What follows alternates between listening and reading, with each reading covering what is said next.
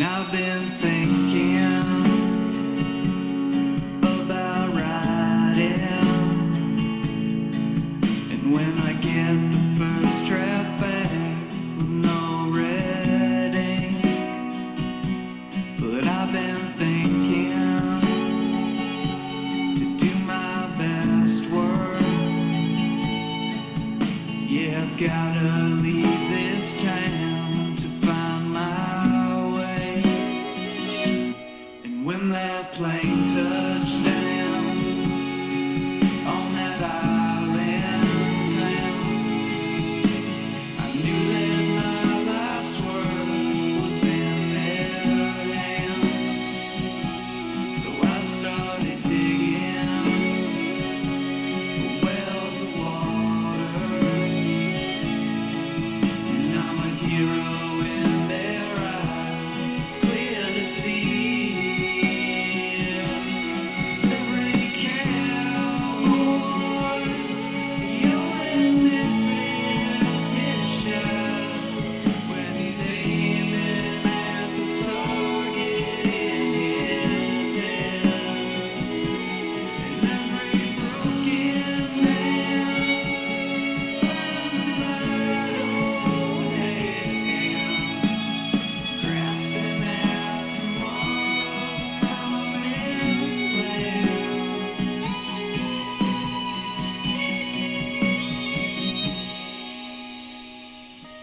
And I've been thinking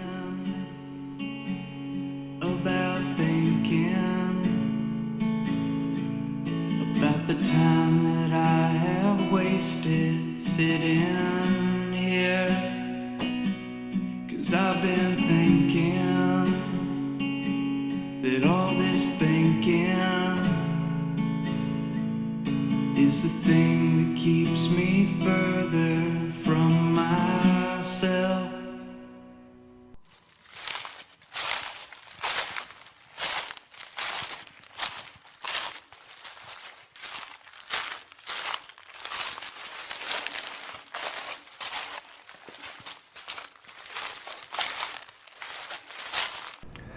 Good evening, ladies and gentlemen. My name is Mark Harper, and this is MJA News Spots Part 6, live from Memphis, Tennessee.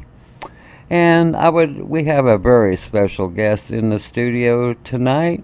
And would you please give the audience your name?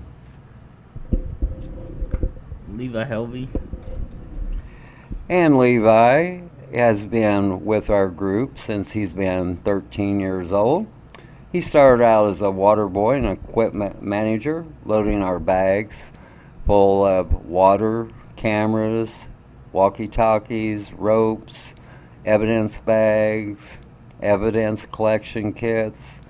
And now that he is 21 years old, he's been out in the field now for approximately 6 years. And he has very high test scores having to do with this work. And Levi, can you please tell the audience who we met yesterday? We met the Morris family, Dawn, with missing daughter Ashley. And this is a new case that we just took on recently. And Ashley Morris Mullis is 27 years old. She has 3 children. And at this time, all 4 suspects that was involved are deceased. So we're kind of working backwards on this case. So our main goal is to locate Ashley.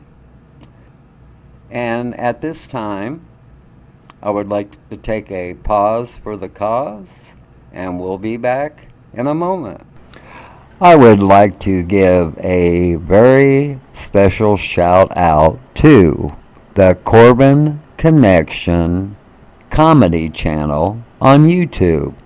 It just so happened that our staff members was eating at IHOP, and our waiter, as he was taking our order, and he says, Well, ladies and gentlemen, I'm going to take a chance on you.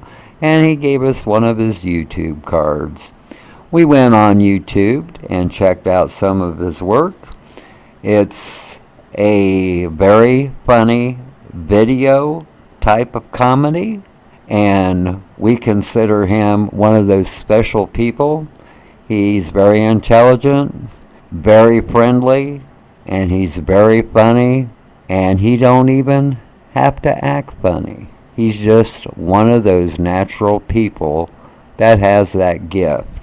So if you have a chance, check out the Corbin Connection comedy channel on YouTube. Thank you. Hello, we're back. And I would like to make people be aware that we arrived in Indiana on April 2nd, and we have a pop-up camper. And all the campgrounds wasn't open, and we was calling around, and this guy told us that even though they was in a flood warning that morning, that he would find us a place on high ground.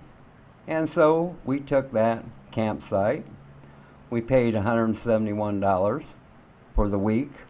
Well, as soon as we let down our camper, it sunk clear down to the mud, to the tongue, to where they have tire rims as fire pits. Well, we had to take 2 of those tire rims to jack up the tongue of the camper, put on the tire rims to get the wheel back up. Okay, we also used 2 bricks from the fire pit to put under 2 of our stabilizers because they were sinking down in the mud. Okay, at this time, I am in a wheelchair, and we parked the van beside the camper, so it was easy for me to get in and out.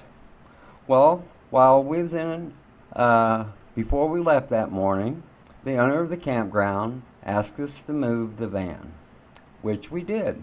So we went on to our meeting in Muncie, Indiana with the Morris family, and my wife gets a call from the guy from the campgrounds telling us that we was going to come and get our camper, or he was going to call the sheriff. Okay, he wouldn't let my wife get a word in edgewise, and I tried calling him. He wouldn't return my calls. Okay, so I called the county sheriff's office, and this campground is called the Honey Bear Hollow Campgrounds. It's on 200 North in Miami County, Indiana. Finally, he answered my phone call today, and I couldn't get a word in. All he did was rant and rave, saying that we was nothing but trailer white trash, that everybody coming to our camper was trailer white trash, and he wanted us out. Well, I hate to disappoint the man, but we're paid up until Monday. We looked at the rules. We didn't violate no rules. Now, as far as trailer white trash, Levi, who has been at our campsite? Myself and Uncle Andy. And do you consider our members white trash? No, I do not. So, ladies and gentlemen, I'm just warning you, do not stay at the Honey Bear Hollow Campgrounds on 200 North in Miami County. Hello, this is Mark. I'm one of the founding partners of MJA Inc. Investigations. This is MJA News Spots Part 6. We have a very special guest on tonight. And would you please state your name, ma'am? Donna McIntyre. And what do you do, Donna? I advocate for families of missing loved ones and families that have loved ones that have been murdered on unsolved homicides, trying to help them get justice. And how did you get involved in this type of work? I have a girlfriend that went missing in 1978 from Indiana. In And 1979, her body was found in a 55-gallon barrel drum 3 towns over, and that's how I got started in it. and is there any possible way you can reveal that girl's name? Oh, yeah, her name is Mary Ann Hickenbotham. She's one of the older cold cases in Indiana. It'll be 40 years old in June.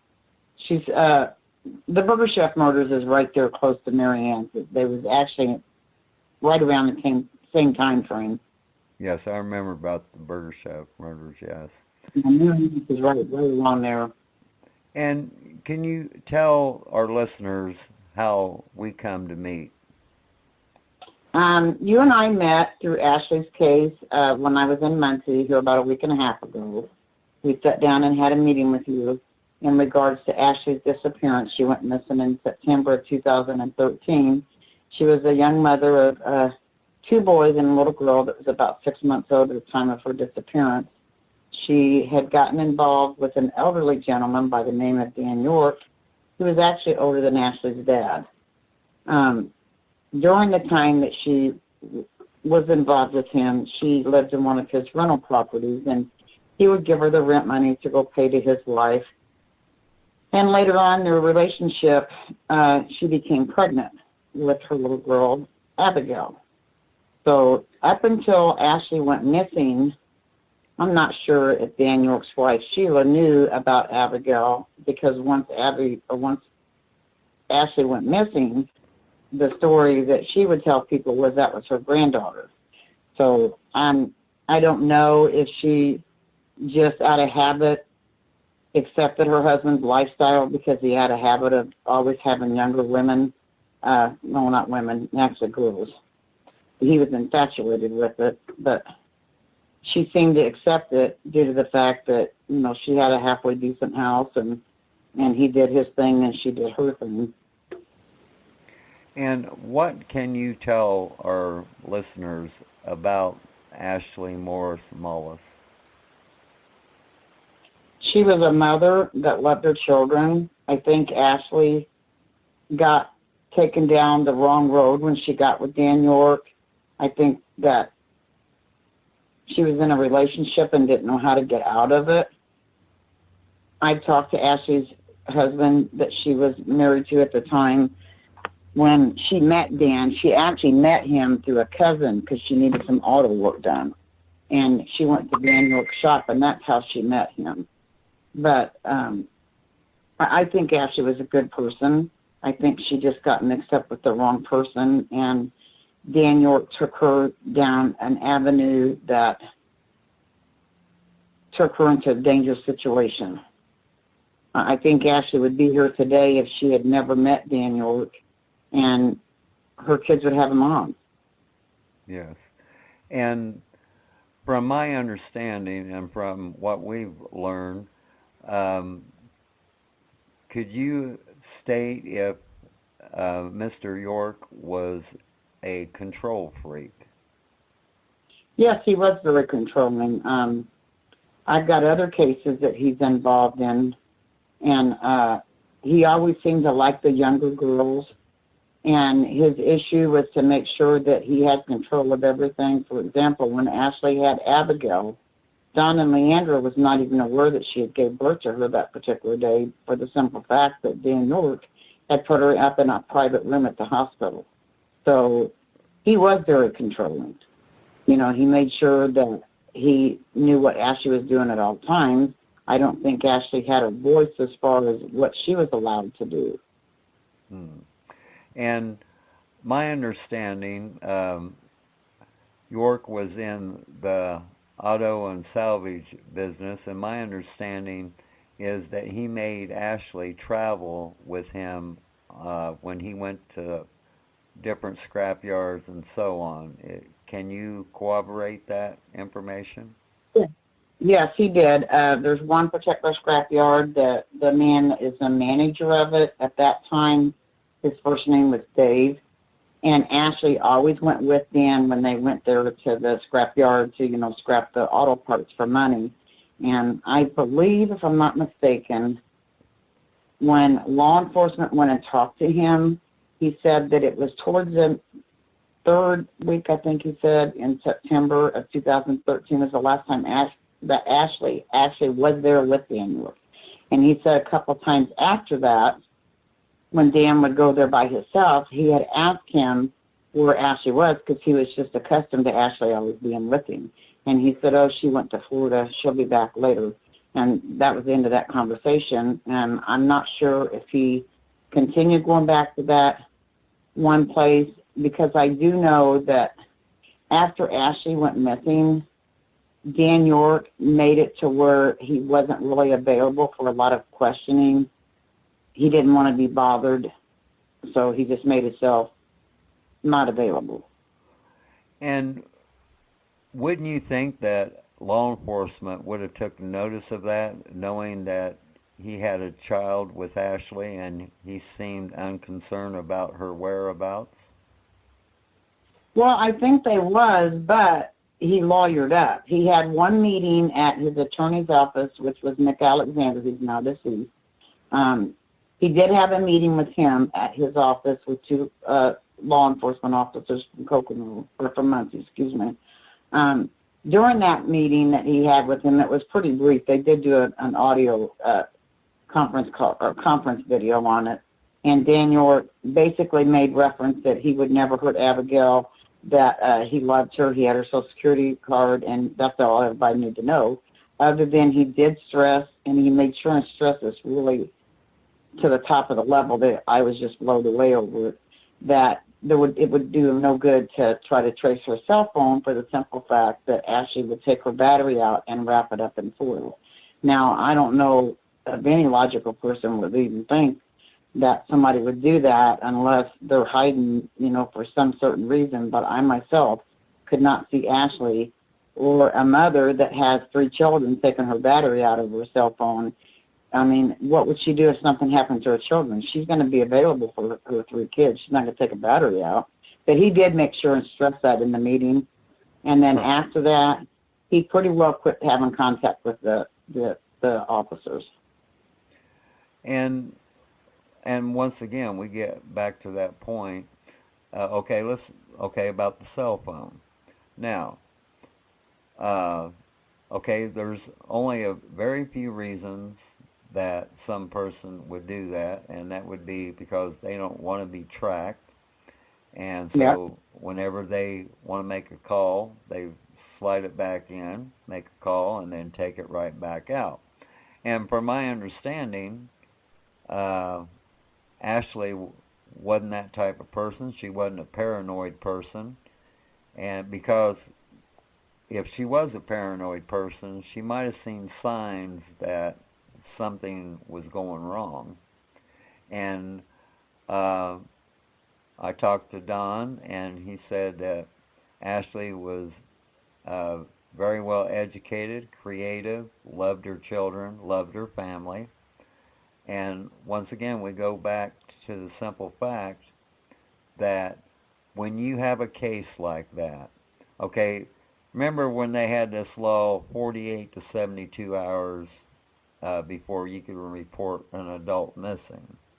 Well, from my understanding, May 25th, I don't know what year it was, but that became the Missing Persons Day for everyone that was missing.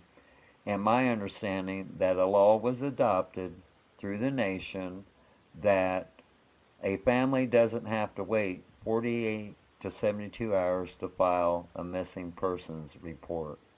Is that your understanding also?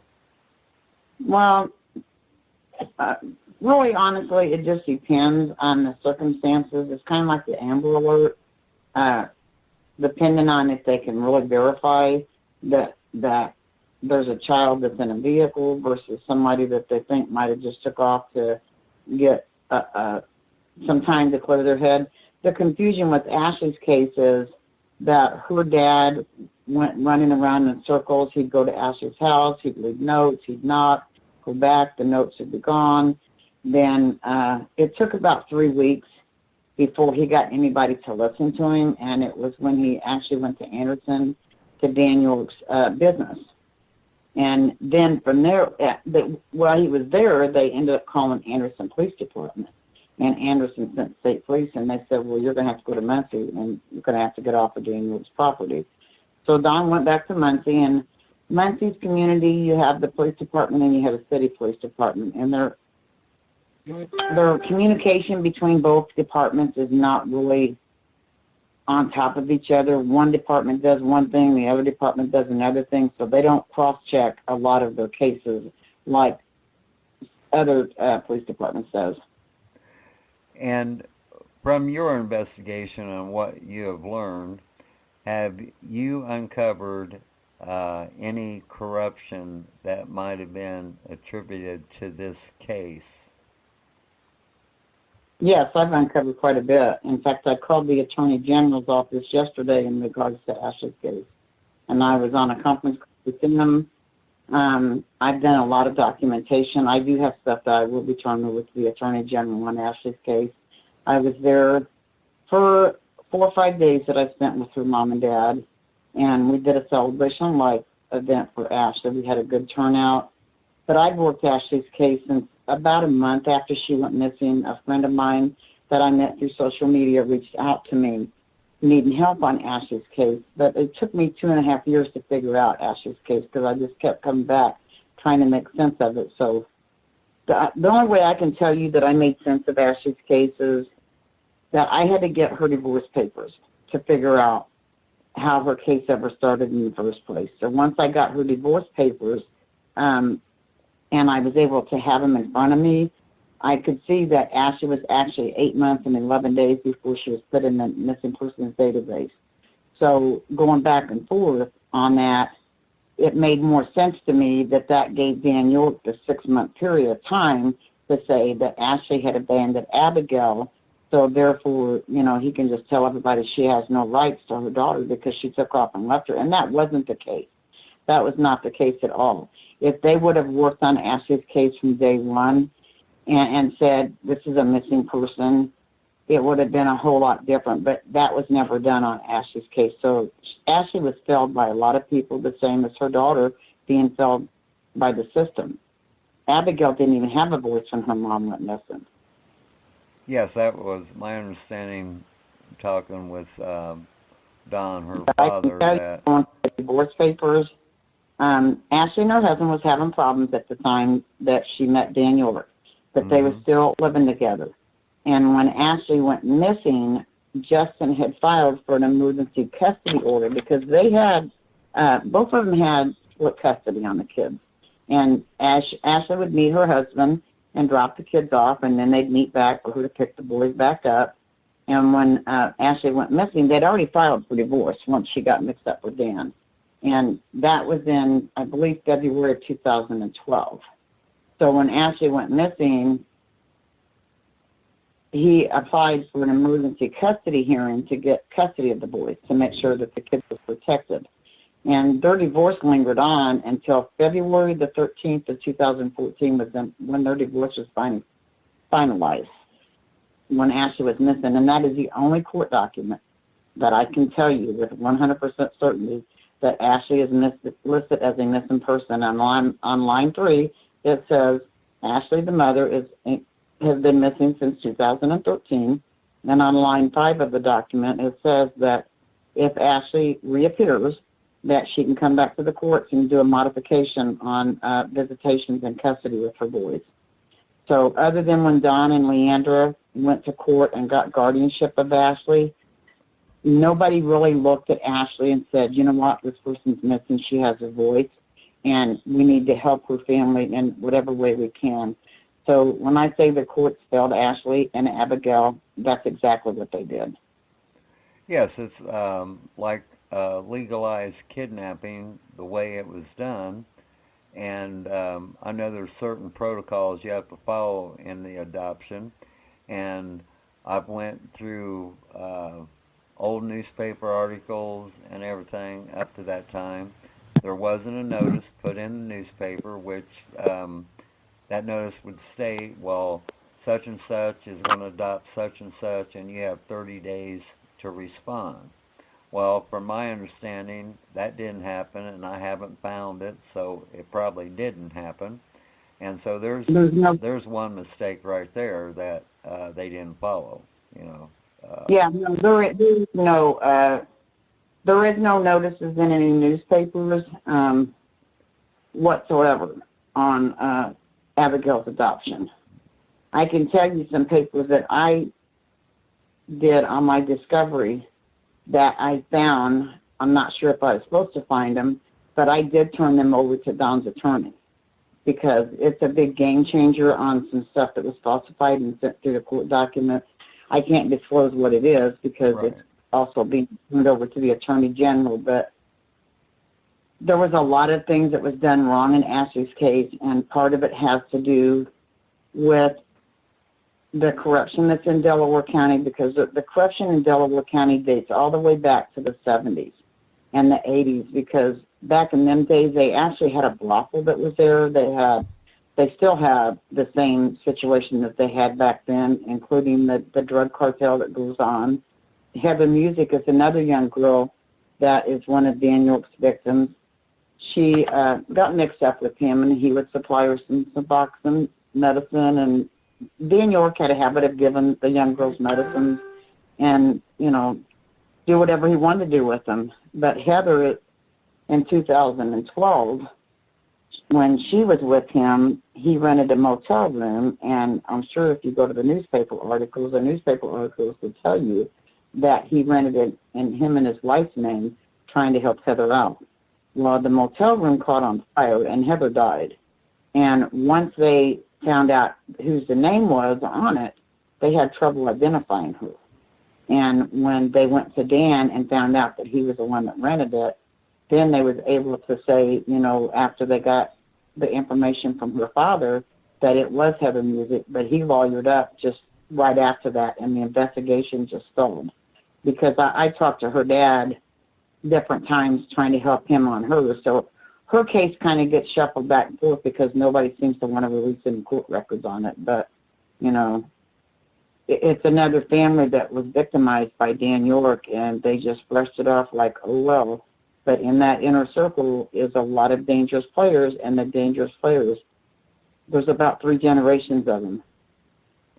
and yeah, when I was talking to Don, we're involved with a national group called Together We Stand, and what they fight for is social injustice, police brutality, wrong convictions, and we'll be contacting them about this case, and there will be a national live podcast done on the case, and if there's any way possible, we would like you to take part in that also, and because it's going to gain a lot of coverage. Like I told Don, this case is not going away. We're in it 100% until she is found, and I done put Delaware County on notice that, hey, they got a shitstorm heading their way if they don't correct what's going on. And I truly mean that. And our staff truly means that. We don't back down from anybody, and from what I've learned from you, you don't back down either. So. No, I didn't back down. I've been doing it for too many years. I will tell you, Mark, as far as Muncie, you got to remember all the different players that's involved in this. For example, we have a gentleman that died in prison in 2012. So, in that case alone, the FBI worked on for close to 20 years before they got a search warrant to search this property. The search warrant was very detailed. They had 3 days to go in there and dig up ground. They was looking for safes. They found $220,000 in silver bars. They found guns. They had I remember about the silver bars, yes. Yeah, I mean, that's just a tip on the iceberg. There's also a gentleman that used to live in Muncie. He's a race car driver. And he was involved in this whole mixture thing. I don't know if people put the pieces together, but I did. For the simple fact that he got busted taking his boat back and forth to the Keys, I believe it was, and he was trafficking marijuana and stuff. So when he got busted, he went to the federal prison for 12 years. He's now out, his second wife is missing and has been missing for years. I helped her friend get her in the database, but it's all in the, like I said, there's 3 generations that's actually involved in all of this corruption. And then you had a police officer that got arrested for trafficking girls and for sex and rape of a 14-year-old, and he was on the Muncie Police Department for 20 years as a reserve police officer. Oh, I can tell you, the Facebook page that he goes by, his last name now is Muncie, so I'm not sure why somebody that, you know, was trafficking people would think using the last name Muncie to hide on Facebook would be the best advantage to him, because I him right off the bat. But then you also got an officer that was taking drugs and selling them out of his car, him and his family, and he thought that that was the best way to keep the evidence safe, was to peddle it back on the streets. And then you got commissioners that got caught with buildings that they say they had businesses on, they didn't have businesses on, it was money that was stolen. Then we also got the city councilman that they had to get a search warrant for on him because of his theft. His name was Charles Nichols. I mean, the list goes on and on. There's a lot of corruption in Muncie. When I called yesterday, I called a title company in Muncie because I just could not make any sense with the Yorks on all this property that they have. And in the process of everything, I called and I asked the title company, and I said, so, and I'm not going to lie to you what I told him. I said, so I'm thinking about moving to Muncie, and if I move to Muncie and I find property down there that I want and I buy and then I owe taxes, I said, what do I do? And she said, well, $75. And I said, well, can I still put it in my family member's name if I owe taxes? $75. Right. So I'm thinking, this isn't it.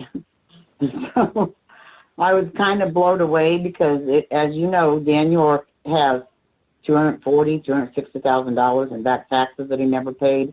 I can tell you I got almost 200 pages that tells me why he didn't pay them taxes, because they just kept flipping the titles back and forth on the deeds like bottles of water to family members, some fictitious names, no title transfers of dollar signs, they're all zeros. So, they're allowed to do that. So when I called the Attorney General and they sent me the complaint form to fill out, I will be hand delivering all of it, because I was just blown away by everything that they have bought all the way back to 1994 that has made changes. I'll give you an example. On when Ashley went missing, on the consignment shop that Sheila York owns, that was bought in 2009 by her and Dan York. And in 2015, she put it in somebody's name. It wasn't her name, but she put it in somebody's name. In 2016, I want to say it was like a month and a half after Abigail's adoption, she went and put it back in Sheila York's name. And to this day, that consignment shop is still full. It's never open. There's a lady that goes there, checks the mail, takes care of things, and mails everything to Sheila, and there's 2 apartments there. Now, I'm not a detective, but if I got something in there that I'm hiding, like Ashley's personal belongings that nobody got anything about, or I've got something that my husband has got in there that I'm hiding for him even though he's deceased, that'd be a perfect place to hide it. Because why else would you keep a building full of stuff that you're not selling? Exactly. And I mean, we're doing almost 5 years that building has been there, and there's no retail on it. But you've changed the property deed 3 times. I just find it really ironic that somebody can do that, because I know myself, if I did what these people did on almost 200 pages that I printed out on properties and the tax warrants and stuff that was issued, I'd be in jail. Oh, yeah, any normal citizen would be. Yeah. Yeah. That's very correct on that. And see, another thing I don't understand, when the dogs indicated on a certain location, they didn't take soil samples. And that is very disturbing in itself. Okay, they said, well, they probed it. Well, big deal. It depends on how deep the person might be buried, but soil samples will tell you if there's decomp. And so that blew me away that they didn't take soil samples. And Yeah. yeah, even we do that. And so that's what I'm saying. It just blew me away because that's like, okay, when you become a first grade detective, that's like Detective 101 when you're looking for a buried missing person. If you get a dog to indicate, you can do the land probes or whatever, or you can do the digging. But the best way to make sure you're on target is do the soil samples. And it's going to tell you if there's decomp. Well, and like I told you, when they did that 3-day search, when they found the gold bars and stuff, they was also looking for a body. Don and Leandra stood out there in that road and was praying to God that they'd find answers. And I will tell you that even the New York Times picked up on this because it was 20 years in the making right at with the FBI because they did undercover work on this to do this 3-day search. Ashley's name was mentioned in the New York Times on it. I think personally they ran out of time on the search because I think they would have found a lot more if they'd have had more time past the 3 days that they was allowed on the search. Because, like I said, it goes back 3 generations from my paper trail. The brothel, the mafia, the stolen car rings, and then the one guy that I was telling you about, he tried to charge them $800,000 on work that he performed on inflated prices on stuff that he never did, so the FBI was involved in that. The FBI is still in Muncie. It seems like there's one right after another on the case that they're working on, and I don't think they've left Muncie for years because they're just trying to get their city taken care of. And I don't know if you did your research on it, but when I first started working on Ashley's case, when you go in and check the statistics, I don't say that word right, Delaware County has been the number 1 in Indiana for multiple years on drugs. Oh, yeah, And yeah. The drugs go back 3 generations ago when all this stuff was buried in that property, and the information with the informant and stuff that came forward and gave them what they needed after the man in prison died. So, and their drugs is still as bad. Oh, yeah, like I said, it's Muncie's one of the crossroads for the drug market. So is Kokomo. And Yeah. now we're learning through a case that we have in northern Indiana, the Latin Kings from Dayton and Chicago are moving in the northern part in these little towns that have like one street light, and they're getting all these, most of the drug dealers are black, and most of the females they're going after are white. They get them addicted, and anyway, on that case, whoever done it, they tried to make it look like the Latin Kings done it. Well, they left one of the signatures out of the Latin Kings. And so I didn't feel they had any involvement, but to make sure they didn't, I contacted their office in Dayton, and I put a scare into them to where they called me right back, and they told me where the heroin was coming from. And it just blew me away.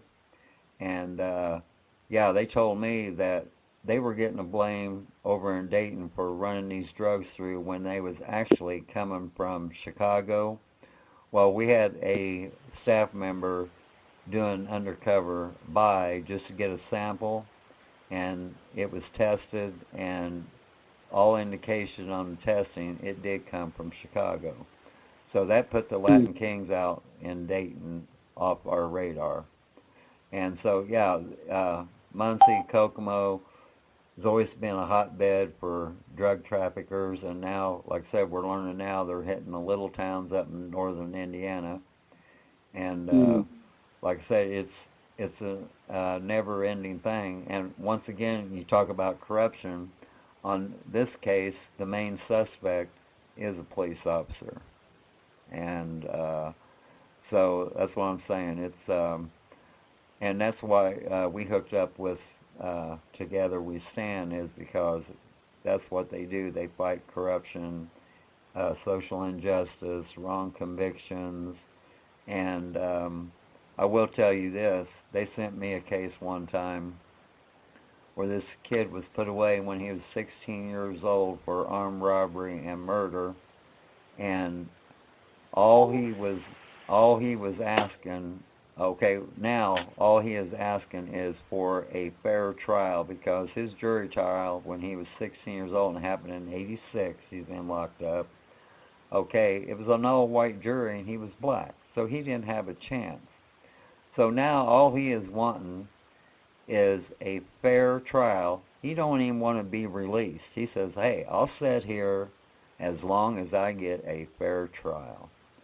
And so we've been working heavily on that, and from all indications that we've come up with, he is innocent. And so that's what I mean about these police officers. Because they have a badge and a gun and have these law books, they think they can fly under the radar and do anything they want. Well, in my generation and the people I worked with, I worked undercover on the streets for 11 years, and it just doesn't fly with me, the way some of these officers operate, some of these police agencies, how they operate. And I know through your work, you've come across probably a lot of assholes that you've had to talk to and deal with, and because that's just their makeup. You know, there's something, they're not wired right, they're set in their ways, and they're not going to change. And so there's a lot of things. Huh? You're right on that. The thing that upsets me on Ashley's is, even in my girlfriend's case, there was corruption. But I have to say her case was worked solid as far as follow-up and things. I think the worst case that I've ever worked on is Ashley's, because you just got so many corrupted people, from law enforcement, building commissioners, reserve police officers, town council, an attorney. You know, I don't know if you're aware of it, but Nick Alexander, that is now deceased, that was Daniel's attorney, he lost his law license years and years and years ago because the FBI busted him. And then, of course, he turned around and sued the United States of America because he thought that the FBI agent that got him busted set him up. I don't know how that worked out for him, but he eventually got his law license back. But when you see so much corruption in a town like what I've seen working Ashley's case, you ask, how does anybody even want to live there? Yeah. You know, you have a police officer that traffics kids and young women. You know, you got people that sells drugs and they can't seem to do anything about it. It's really heartbreaking. I know when I went there and stayed, I stayed in a lockdown motel, and I made sure that I had people watching me at all times because people knew I was coming. Well, yeah. On. So I did put myself kind of out there in a situation that my husband wasn't really comfortable with, but I went because I knew that I needed to follow through. And on Ashley's case, every time they get close, people does get scared and they back off because they know how dangerous it is. I don't plan on going anywhere. I'll continue working Ashley's case, especially with what I uncovered on it, because I think that I've uncovered enough on Ashley's case that the Attorney General will see to it that the FBI takes over on Ashley's case. And I'm not a detective, Mark. I just know that I'm really good at what I do, and when I research and I'm able to find evidence that was overlooked and laws that was broke, especially on Abigail's adoption, then needs to stand up and say enough is enough. Yeah, and that's the type of advocate that the Morris family needs, and I appreciate all the work you've done, and like I said, you're known all over the internet, and so it's been a pleasure and honor for us to meet somebody like you. I mean, we've met a lot, but nothing in your caliber. You're, like I said, you've been at this for a long time because of a missing girlfriend. Well, some people, uh, they don't have, they become advocates not because of something like that happened, but they understand a lot, but they don't understand what a family actually goes through or a loved one, where you do because you had a missing friend. And like us, reason our company was started, we had a family member murdered. And so we know what these families go through. It's sad.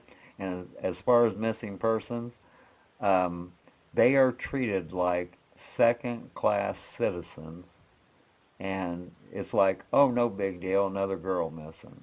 Well, you know Let what? me see what my girlfriend Huh? was.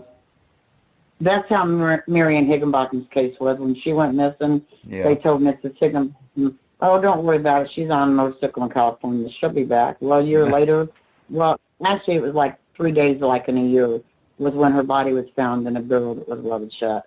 So they wouldn't take a missing persons report. And I know I saw Marianne 2 weeks before she went missing, and that always stays fresh in my mind when I got all the documents on Marianne's case, and especially the documents as far as her autopsy and stuff when they took her out of the barrel. I still have nightmares over it. Marianne's case has affected me, and it's what gives me the drive to help my families. When I write my articles, I always tell my families it's not me writing articles, it's Marianne that guides me. So I do what I can do to help the families because I know what Marianne's life meant to me, and I know what it meant to Miss Higginbotham. I still talk to her mom every day, and her mom's 84 years old.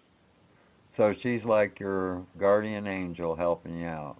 Yeah, Marianne always has, because there's sometimes that I'll be struggling to write an article, and I'll say, come on, Marianne, I need some help. I just don't know how to put the words together, and, that's like when I did the video for Ashley's tribute. The video was to tell Ashley's story, that Ashley is a person, she has children, she has family, and each picture that's in there represents a part of Ashley, so I try to tell the people's story the way that it needs to be told with some dignity, and it doesn't matter if they've got a past. Everybody has a past. If they've done drugs or, they've broken the law and they go missing, I'm not going to tell them, no, I'm not going to help you. I always help a family member, regardless. I don't stereotype people's cases because I don't think that's fair to them. Yeah, that's with us. We don't care if we got a couple cases. Yeah, we knew they were drug addicts. We have 3 cases. They were dancers, strippers. And like I tell people, they ask me, well, how can you do something like that? And I said, it's like this. It doesn't matter who you are or what you've done. You still have a right to live in this world. And if somebody does you harm, justice has to be done, no matter who you are. Sometimes a lot of your dancers are single mothers, and it's a way for them to be able to support and supply the needs of their children, because I have a missing mother here in Indy that's a dancer, and she has been missing for quite some time, and I'm close to her mom. I've met her mom, and like I said, I don't look at somebody's case as whether they're, they've been arrested for stealing a car, or they're involved in drugs, or they're working on the streets. That's not for me to judge. Right. They have children, they have mother and dad that needs to know where they're at, and our job as an advocate is to give them 100% of ourselves as far as helping them, and do what we have to do to help them. There's many nights that I stay up, and my phone is always on for my families, that I get woke up in the middle of the night if somebody just needs to talk. That's because the way we are, yeah. If the family calls and says, Donna, I'm just having a bad night, I've got somebody that I need to talk to, will you get up and talk to me? I do. I'm not college educated. I just learned how to do the stuff because it was a way for me to deal with a lot of depression and things. So it's a way to give back, and it keeps me focused in the right direction where I need to be at. in my life given back to other people. Yes, and that's the way a lot of our staff members react, because there's many of us. It's been blessed. There's 18 of us out of 44 that we're related in some way. And as you was talking about guardian angels, I'm a Catholic and Irish, and I have a little guardian angel. And like I said, it's sometimes it's a little eerie, but sometimes you need a wake-up call, or you do need help, and that's where that little edge comes in. It gives you a little edge that you are on the right course, and you have to stay the course. And Yeah, you just keep following your paper trails, because I know for me, when I work a case, I like to print my stuff off. I just do it old school. Because of my girlfriend's case, we didn't have fancy computers and all this and that. You know, you go to the courthouse, you get everything printed off, and you sit in front of you, and you're like, wow, seriously? So I still do it to this day, and that's what I do on all my cases. But on Ashley's case, I've got everything printed off, so the day that I did some discovery, I was actually up 36 hours.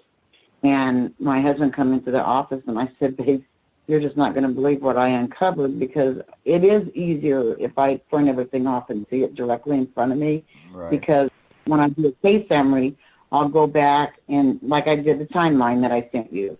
It takes me a long time to do that timeline, because I go through paper after paper to make sure that when I do a case summary or a timeline, that everything is exactly what I'm putting in that email, because I don't want to mislead anybody on anything. So doing that email that I sent you, I spent several hours doing that. Yeah, that's the way I am on a lot of things. I'm old school. I was trained old school. And there's sometimes, I want it right in front of me so I can read. And then here's another thing I found out on a recent case, that when you go to police reports and you have all these multiple people involved, well, I found out in this case that each report was contradicting the other report. And then you're scratching your head. Don't they talk to each other? They're in the same building, and they're saying two different things. And I can tell you, my don't communicate. The city of Yankee don't communicate with their two different police departments at all, and I know that for a fact.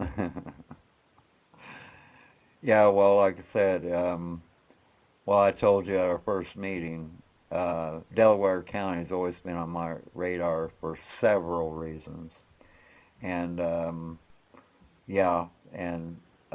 not going to let up, and I know you're not going to let up.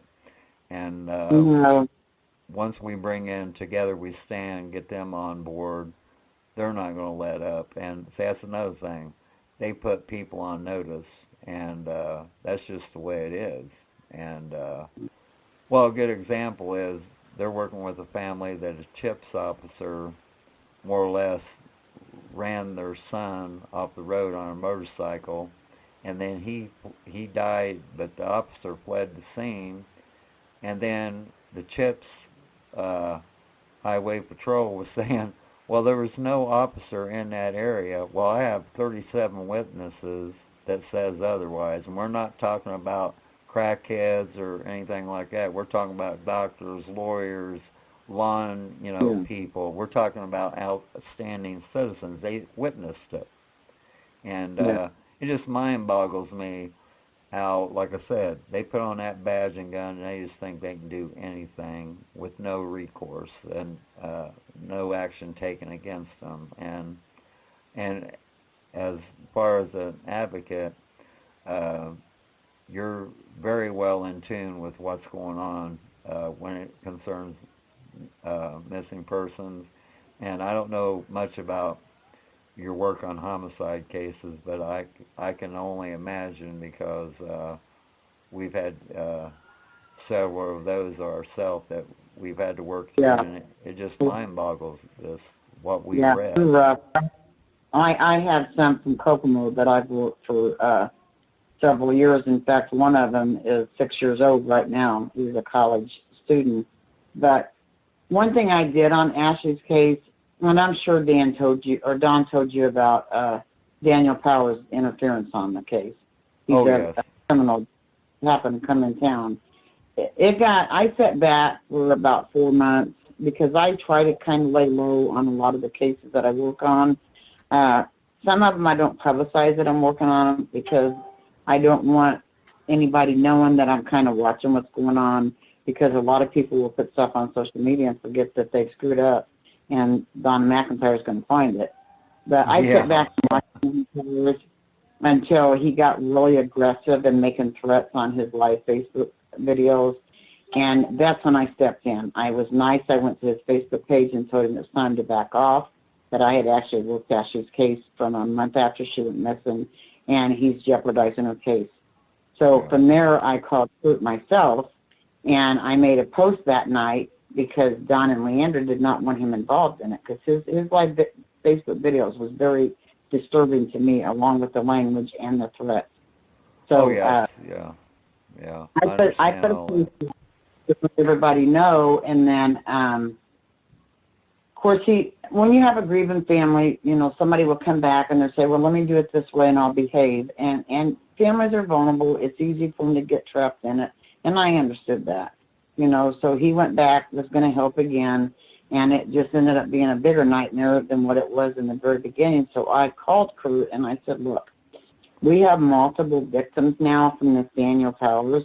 I said, so in order to preserve everything, because stuff on Facebook was just, things was getting put out on Facebook that shouldn't have been put out on Facebook that could jeopardize Ashley's case.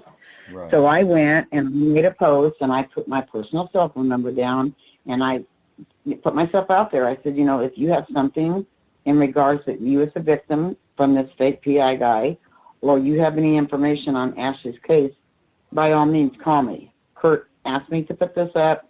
I will audio tape everything that we do and make sure that it's legally documented, and that's what I did. I have multiple hours of audio on people that's called and gave me information, and it's all documented, and it's preserved. It's not hearsay, because you can't do hearsay to get justice on the case, because we do know that we're looking for Ashley's remains.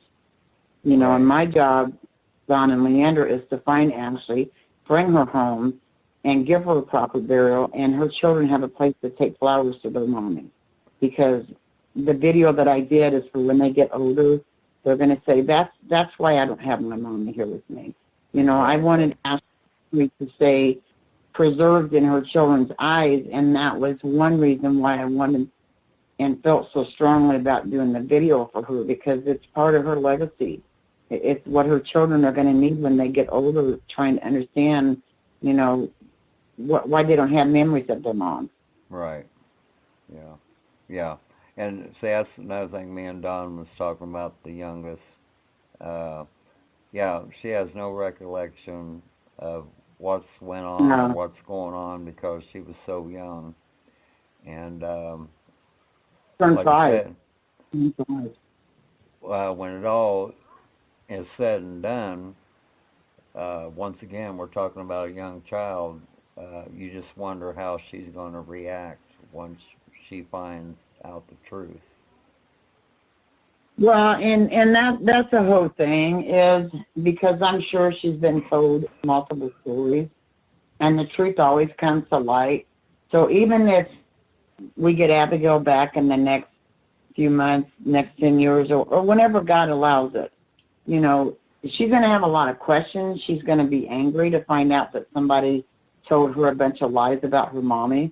Right. And whether it's 20 years old when she finds out, she's going to struggle with it, because nobody wants to understand and try to comprehend how somebody could give them false memories that are all lies, because that's what these people have done to Abigail. You don't take a child and not include her mother that's missing and her two brothers that live, that Don and Leandra get to see. I can't even imagine what her two brothers go through. They know they have a little sister. Exactly. Yeah. Is there anything else? Is there anything else you would like to tell our listeners? I just want people to know that if they have something on Ashley's case, please come forward and give her family some peace. Look at the pictures and the video of Don standing on street corners. If that's not enough to compel somebody to come forward and do the right thing and give this family some peace, then I don't know what is. Ashley's a person. She was loved by her family. She's got children that loves her, and they need to know where their mom's at and be at peace with all the lies and the evilness that has happened. And Don and Leandra, they need their granddaughter back, and they need the armed people to stand behind them and be there as their main support. And Don and Leandra are wonderful people. They've got a heart of gold, and you're not going to meet better people than what they are. See, that's what always disturbs me, because it happens to the best people, and it shouldn't be that way. Where you got some families out there that they could care one way or another, and they're never touched by something like this, and it's just awful. Like I said, most of the clients we have are some of the best people you'd ever meet, and it's just heartbreaking. Yeah, even if Don and them find Ashley tomorrow, Don will continue on the journey of helping other people, because he's met a lot of good families that has supported him through almost 5 years of Ashley. And you know that yourself, Mark, that families, when their loved ones are found, whether they're brought home safe or they have to give them a final resting place, they normally continue that journey as far as helping with the other families that needs help, if it's just for support or to share a flyer, because that's what the missing world does. When you're in that unknown world of looking for your loved one or looking for justice, you become a family member, and that family bond stays forever in the organizations. It's just something that, unless anybody's ever went to, like I travel to the missing and murdered. So the travels that I do, I can't even express to you the bond that you form when you walk into these places and you meet the families, and you meet families that you've wrote articles for, and get to sit down and talk to them. It's just remarkable how you get a connection with them. Yes, and see, that's another thing I always say, especially, say I'm originally from Indiana. Our group started in Peru, Indiana, and I always said that these families, they're in a club that they didn't ask to join. And there's a lot of families in Indiana that they communicate with each other on a weekly basis, and to me, it's a good feeling to see that happen. And yes, you are correct. After there is justice on their loved one's case, they do move on to help other people. Yeah. Well, you know, back in '79 when Mary Ann was found, we didn't know what advocacy meant. Terry Chastain was a mother of 3 children. Her husband was in the service, and she was murdered. And her body and her children's body was found not too far from where Mary Ann was found at. And we ended up forming a support group, and we would meet in Morgan County just to sit around and talk about, you know, how we dealt with, you know, losing a loved one. And Mary Ann was like a sister to me. So that was the beginning of the journey of the unknown for me. Like I said, it's going to be 40 years in June. But Indiana doesn't have a whole lot as far as that goes, other than the Milwaukee Arn. I went to it last year, and I'll be going back again this year.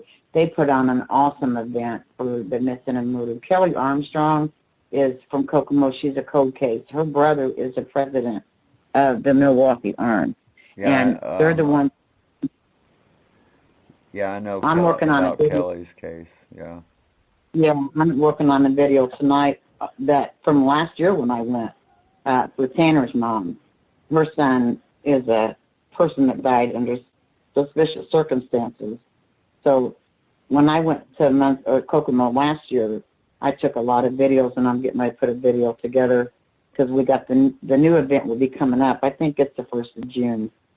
But I go to Kentucky, or I go to Michigan May 5th, and the 20th I go to Kentucky.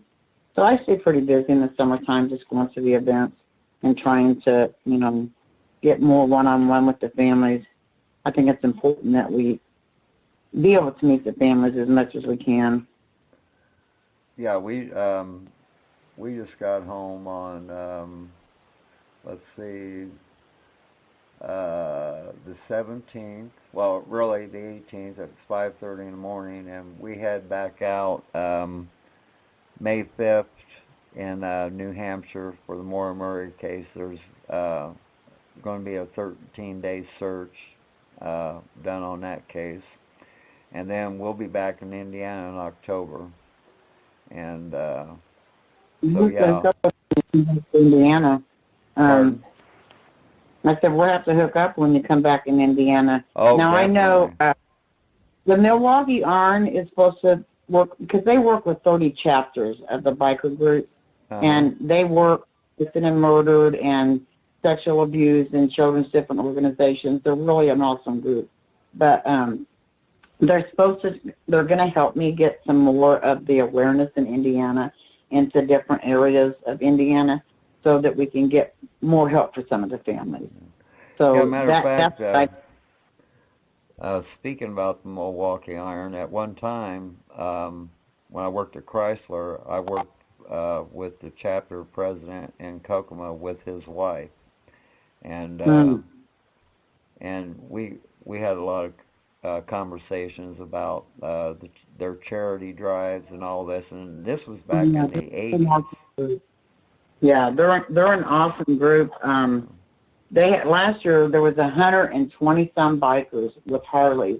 It was awesome. So I walk like 17 blocks. I mean, you got to remember, Mark, I'm 61 years old, but I walked all the blocks, taking video and pictures, and then they done the presentation on the courthouse property.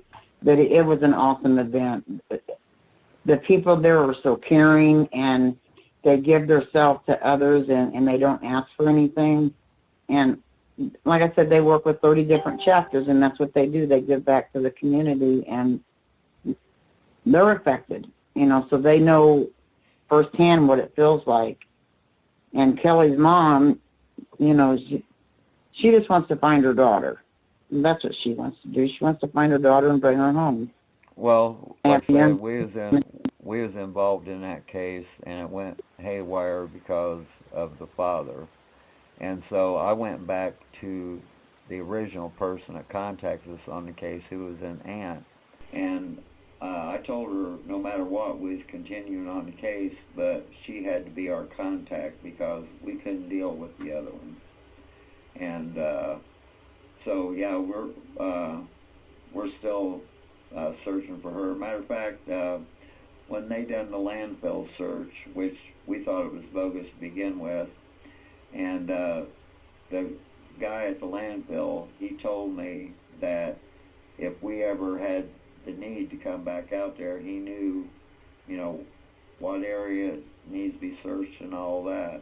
And so, see, once again, it happened in Kokomo, but yet you got somebody at the Wabash landfill who's the head of that's willing that if you have to go in there and look, he's willing, to dig it back up, because the police done a search first out there.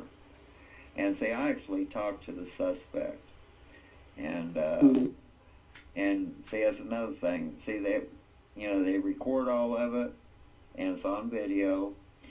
Well, when I mentioned that his friends was claiming that he dumped Kelly in water, his whole body language changed, his demeanor changed, and all that. So that's what I went to school for, to read body language and everything. I took courses like that. And right after that, I get a call from the detective in charge of the case, and he says that you almost overstepped your bounds. And I said, the key word is almost. And I said, well, since I have you on here, and you watched the video and heard the video, I said, don't you think it was kind of strange that when I mentioned water, his whole body language and demeanor changed?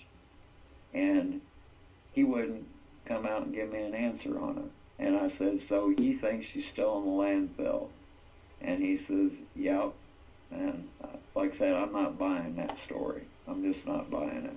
The young girl, Karina, that I will showcase through Halo, she's still missing, and she's a murder victim, a beautiful little girl. And her grandma, when she has her bad nights, she'll call me, and I'll be on the phone talking to her, because her, and you know how families are, when they get so angry that there's nobody to talk to, they get angry, and sometimes they've been on social media. And I'll call them, I'll say, no, don't be posting on social media, call me before you do that. You don't want to put anything out and jeopardize the case. Yeah, that's what I tell our clients. Phone's open 24/7. All they have to do is give me 5 minutes to get to my office. And matter of fact, it wasn't long ago, one night I was on the phone with a client for 7 hours, and I understood what she was going through.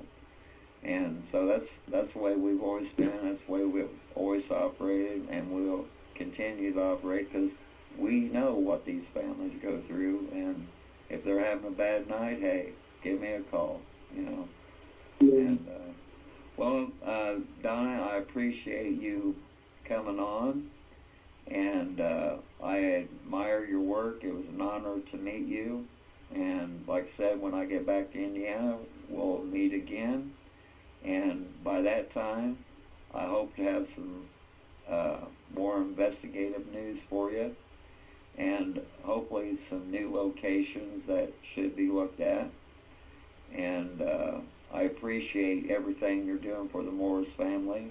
And that's another thing, since we was in the area, see, our group usually votes on the case, but since we was already in the area, I told them, hey, there's no need to vote on this case. We're already in the area, so we're doing it. And but I appreciate it for Don and them. Yeah. Okay, well, I'm going to let you go, and I appreciate it. And listeners, this is Donna McIntyre, and she is an advocate for families who are seeking justice for the missing loved one, homicide victims, whatever it might be. And her work is known all over the United States through the internet. And Donna, I appreciate you being on the show. And our next guest, listeners, will be the father of Ashley Morris Mullis. And we'll see you on the other end. Donna, thank you very much. All right, thank you, Mark. Somewhere over the rainbow, way up high, and the dreams that you dreamed of once in a lullaby. Somewhere over the rainbow, bluebirds fly, and the dreams that you dreamed of, dreams really do come true, come true, come true, come true.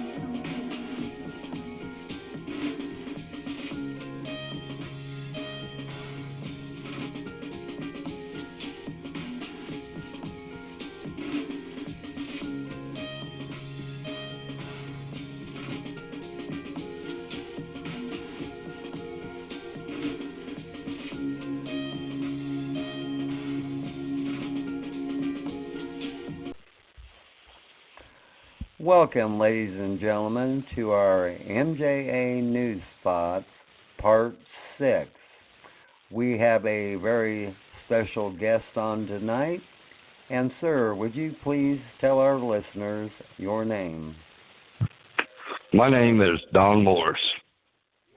And the reason you're on this podcast is you have a missing daughter. Would you please give her name, age, and if she was a mother? Yes, my daughter's name was Ashley Morris Mullis. She is now 32 years old, and she does have 3 young kids.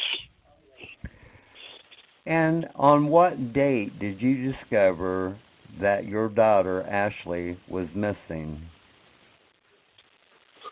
Well, me and my wife discovered on September 19th that Ashley didn't contact us.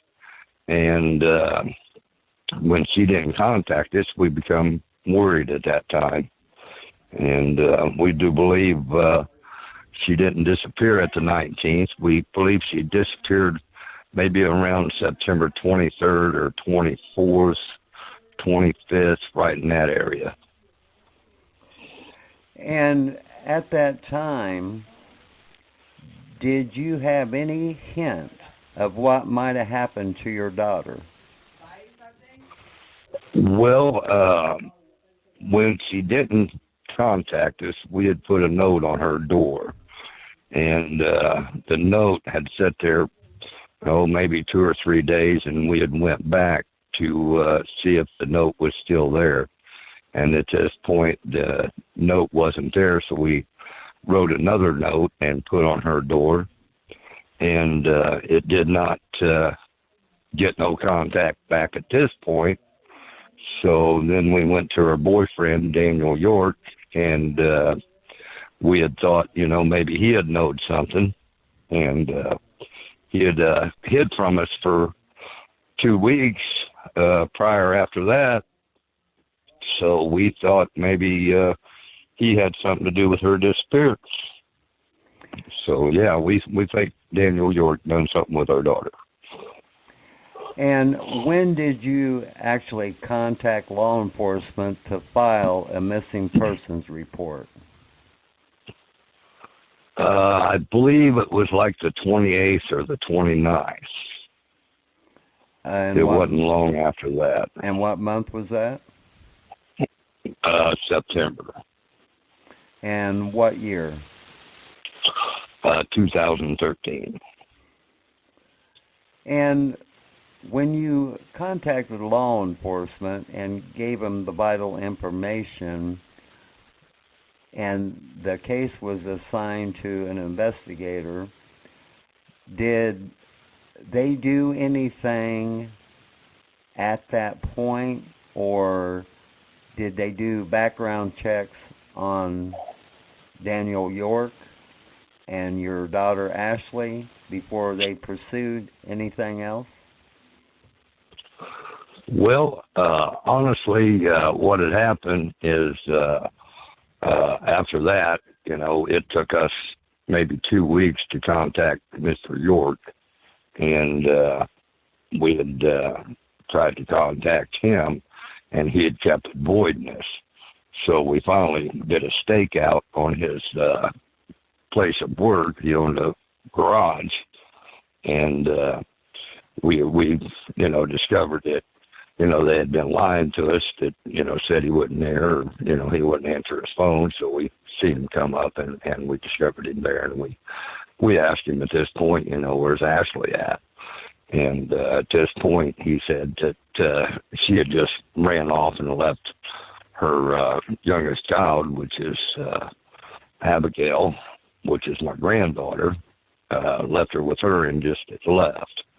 Which then we went to the court, to the police department, and we told the police department what he had told us after he had been hiding from us for 2 weeks.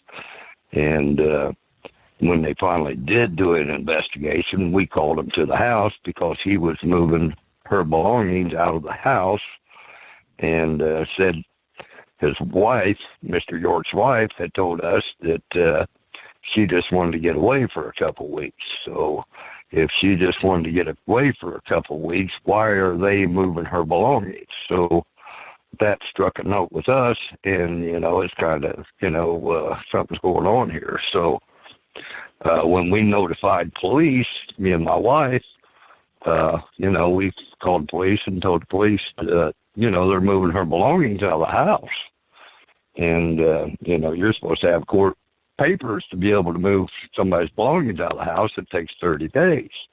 So they're moving her belongings out within 2 weeks, of supposedly her being missing. So we knew something was wrong at this point. But when we showed up for the investigation, we noticed 4, maybe 5 cops standing around, and they passed Ashley's poster around. Then one of the officers goes over in Ashley's yard and throws it down, face down in the yard. So we knew there wasn't proper procedure at this point with the investigation. So it kind of broke me and the wife's part, I probably should have went up and confronted him. But at this point, Mr. York's cousin was the sheriff of Muncie, Indiana, and his name was Michael Scroggins.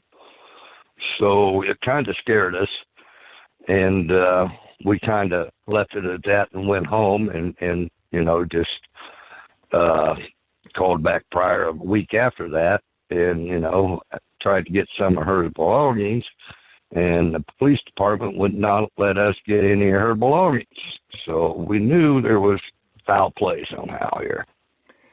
And before your daughter came up missing, from our investigation, some of the people we talked to, our understanding was that he was a control freak and he very rarely left Ashley out of his sight. Is that a true statement or a false statement?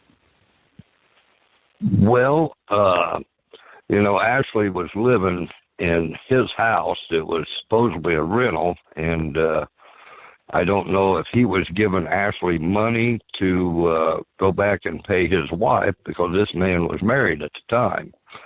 And yes, he is very controlling. He wouldn't want her smoking, cigarettes around the baby and this, that, and the other. And to my knowledge, he made, some threats towards her in that way, because a friend of Ashley said that Ashley was very scared and, had called Ashley and Ashley had called her and told her that she was very scared of this man. So yes, I would say that he was pretty controlling. And can you tell the audience what kind of business Mr. York was in? He ran an automotive repair shop, and he had one here in Muncie, and he had one in Anderson. Well, the one here in Muncie mysteriously caught fire, and they never did pay him the insurance money because they believed that it was fraud. So that's the type man he was. And is it also true that he would scrap cars or metal at certain places? Yeah, it was known that he would cut catalytic converters off of cars and just replace them with regular pipe, and he would not put catalytic converters back on.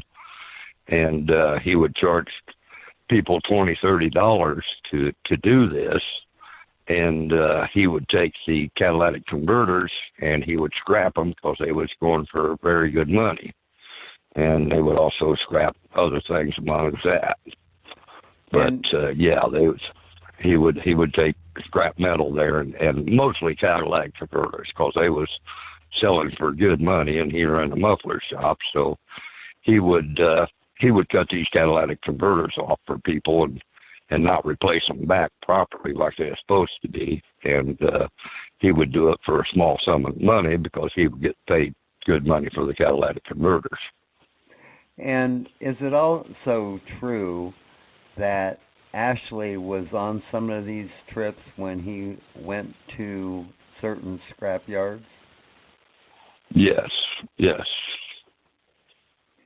And at this time, going through this for so many years, what do you think could have happened to your daughter?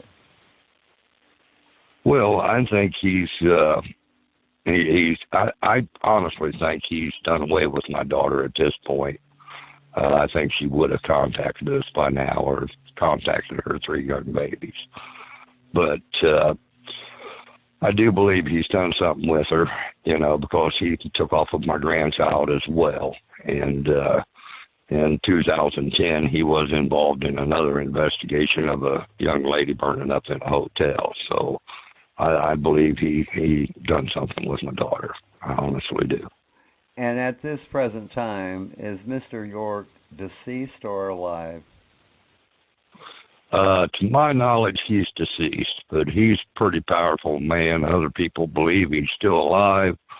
There is a death certificate on this man showing that he is deceased in Florida, that he had a heart attack in the hospital. But there's other people out there that say, no, he's still alive. So at this point, it's kind of hard what to believe. Okay, on that angle, did anybody contact the medical examiner in that town of Florida that he was in to see if he was deceased? Well, from what my knowledge is, that, like I say, that my lawyer that I've had 3 lawyers, but, and I think they buy them out, somehow, but to my knowledge, he's deceased.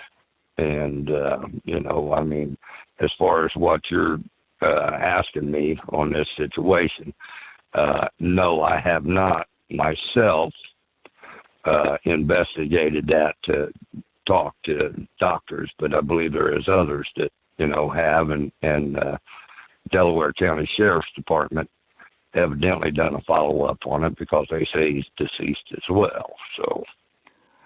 And through all this process, did anybody show you a death certificate for Mr. York? Yes, I have a death certificate. My lawyer sent me a death certificate. And I do have one. Okay, and at this time, what would you like our listeners to know about your daughter? Well, I would, like everybody to know that, she is a loving and caring person and joy to be around. I mean, when she was around, everybody would smile. I mean, she's a fun person to be around, and she was very creative, with crafts and such. Her and I, did a lot of crafts together. And, I could do a craft and, it looked like crap to me, and, she would just bring it to light, and that's the type of person she was. She could take something and, it wouldn't look good to you, but when she would get done, adding materials and lace and stuff of this nature to it, she would just turn it into something that, you never thought it could be. But very creative, artist in her own little way, and very creative, but, and loving, and caring. And she loved her kids, and I don't believe for 1 minute that she left that kid behind and left for 2 weeks and just never ever come back. I just don't believe this. And what type of education did your daughter have? She graduated from the south side of Muncie here, and she was intelligent, and she like I say, she graduated from Muncie Central, and she always worked. She worked out at the hospital. She worked in bingo hall. She always had a job, and prior to this, meeting this guy. And is there certain areas that you have concerns about that should be searched for your daughter? Oh, yes, there truly is. I believe the house she lived in should be thoroughly searched in Royerton. I believe the house that Mr. York lived in, him and his wife, need to be thoroughly searched. And some of the properties of the houses that they own need to be thoroughly searched. And these people are very, very, how you say it, devilish people, not honest at all, in any manner. When I went through property searches and such, I come to find out they was $400 and some thousand in back taxes on their properties. Well, the sheriff's supposed to have a sale on these properties. When they get that far back in taxes, they have a sheriff's sale. Well, being the sheriff was their cousin, and he had outstanding warrants on these property taxes, and somehow he got by with all this and never did lose not one property, nor did he go to jail for it. So I don't understand. And do you feel that the person he was related to in the sheriff's office helped him cover up some of this evidence that might have led to your daughter? Yeah, because they didn't do a proper investigation from the start. They just overlooked it because he was family, I guess you might say. So in other words, he gave them a story and they bought it hook, line, and sinker. I believe that, yes. Yes, I believe that's how it went. Because, from the investigation that me and my wife did, by showing up on the scene after we called the police to verify and see them with our own eyes throwing her posters down face first, I believe that's a crime right there in one. Because this poster had been posted on her front door. So they pulled the poster off the front door, passed it around the cops, thrown it face down in the yard. And I do believe that's a crime. And was there any other posters that you put around the city that you noticed was taken down? Yes, there's been several. We put some out by the Muncie Mall and come back the very next day and they was gone. We put them in Yorktown, come back the very next day and they was taking them down. We also was putting them in stores, and one particular cop come up to the lady that was putting them in the store and told her she didn't need to put that poster up in there because Ashley had been found. Well, immediately the girl called me and she said, "Don, has Ashley been found?" And I says, "No." And I said, "Why?" And she says, "Well, there's a cop here saying she's been found and I didn't need to put this poster up." And I told her at this point, I says, "You put that poster up because Ashley has not been found." And the investigator ahead of the investigation now, do you have a good relationship with him concerning contact and if he feeds you any information or anything of that nature? Well, he was in the investigation with the old sheriff. Now there's a new sheriff, and I believe he's still trying to cover his own butt for what he done from the start. And no, he don't contact me on a regular basis and never has throughout this whole case. If I got a contact, if I got a lead, I contact him, and I believe all his paperwork has been done through what I have done, because I'll contact him on a lead or this, that, and the other, and that's how he gets his leads. Any paperwork that I believe that he's done has been totally through what I have done, my work. And to your knowledge, with the Facebook page and the private group, how many people do you think is following this case very closely?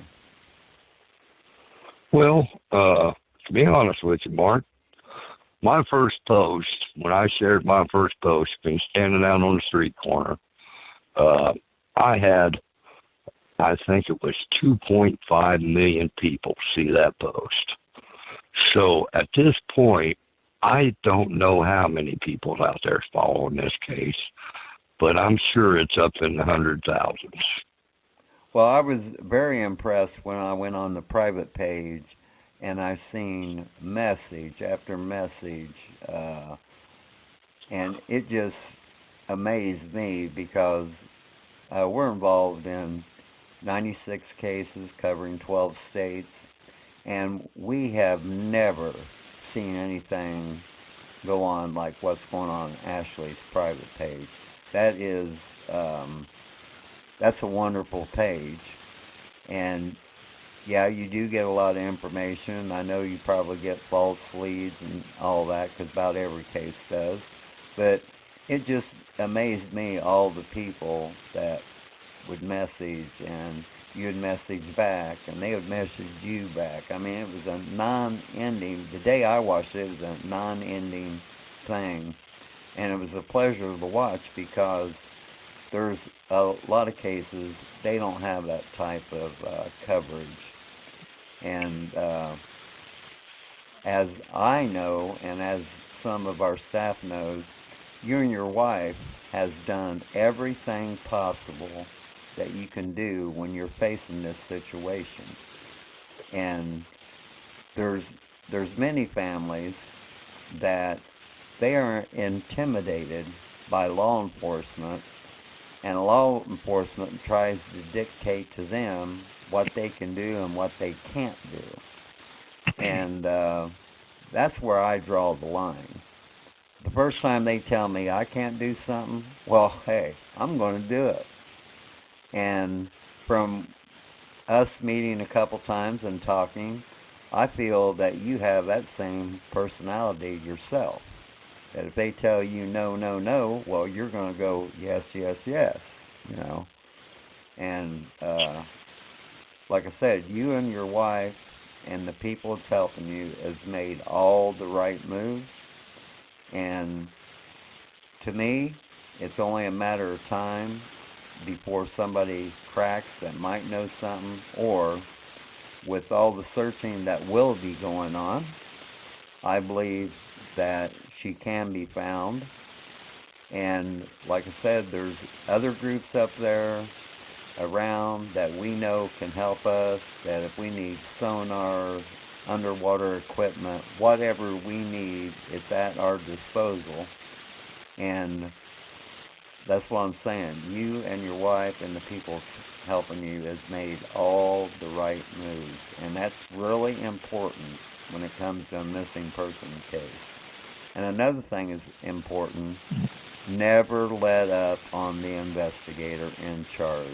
Because once you stop communicating or trying to communicate, they think, hey, the family don't care no more. Let's move on to something else. And I know it's sad that it is that way, but it is. To me, it's like missing persons are like second-class citizens, and they're treated that way when they have no just cause to be treated that way. Your daughter was educated, creative. She was a mother, and to me, the Sheriff's Department and Muncie should be pulling all the stops that they can pull to bring this case to a conclusion. And I'm very sorry that you and your wife has to deal with all the politics. And see, that's another thing about missing persons. They always want to make it political. And our group, we don't play politics. We never have and never will. And I believe, just talking to you, meeting with you, I believe we're on the same page. And the same page is that we have to locate your daughter at all costs. And is there anything I agree else? with you. Pardon? I agree with you. I agree with you 100%. You know, I've had leads, you know, that said that Ashley was throwing barrels of acid. You know, I've had leads that said she was wrapped up in fence and thrown in the lake. I've had leads that said that she's been fed to the hogs. And, you know, I've followed every lead that I've got in every manner. You know, I've heard that she was burned up in fire pits. I've heard she's buried somewhere under concrete. And, you know, like you said, you cannot give up at any means, you know, even no matter how much it hurts you and how much you cry in the shower, you know, so your family members don't see you. You cannot give up hope. And that's where I'm at today. You know, I stand on corners still today, 4 years later, Father's Day comes around. Easter was come around here not too long ago, and I was on the corner, trying to find my daughter, putting a message out there. And that's what we need, to slow this down and get the police more involved with this, and other than just saying, hey, she's not a minor, that she can do what she wants, and just assume that they leave. Because, that is typically not the case. When they are talking to family members on a daily basis, then they just come up missing and not talking to no family members after they've been talking to them for years on a daily basis. Something's wrong. And when the police department don't believe you, and you've given them all the information they got, and you've given them access to all your phone calls, and you give them access to your friends' phone calls, and your friends have wrote letters saying that he did threaten her, and they don't follow through on the case, there's some corruption going on, Mark. So this whole case is at this stint because the simple fact that the police department didn't do their job from the start because there was family members involved. So there's 4 people that's deceased that was involved in this case. Now, there's the man's lawyer's dead. The sheriff is dead. He's dead. His son was starting to talk to the police. He's dead, and I believe his dad may have even killed him because he was talking to the police and about to come forward. But, Mark, there is 2 people left that was involved in moving my daughter's belongings. One of them's name's Michael Watts, was involved in moving my daughter's belongings, and Alyssa York, which is his daughter, and that was her daughter's boyfriend. So these 2 people are still out here, and they know what happened to my daughter. So why ain't the police department pushing button on these 2 people is what I don't understand, because they know, and they was involved in moving her belongings. So they know what happened to my daughter. And that's just upsetting to me. Yes, and through the years, we understand there's a lot of people that way, and it is sad. You would think that it would weigh on these people's minds, but all these years, we've learned some people just don't have a conscience. And so they're not going to say nothing. And matter of fact, we just had a suspect die, and he didn't even make a deathbed confession. And so, see, there's some, that's what I'm saying, they're just so tuned in, they're not going to say anything, no matter if they're dying. That's just the way they are. That's the way their makeup is, of the personality. And also, we understand what the families go through, because our company was started because we had a family member murdered. And we went through some of the things that you're going through. It wasn't nice. It wasn't pretty. And to me, it was sad. The case did get solved, but there was just a lot of mistakes made.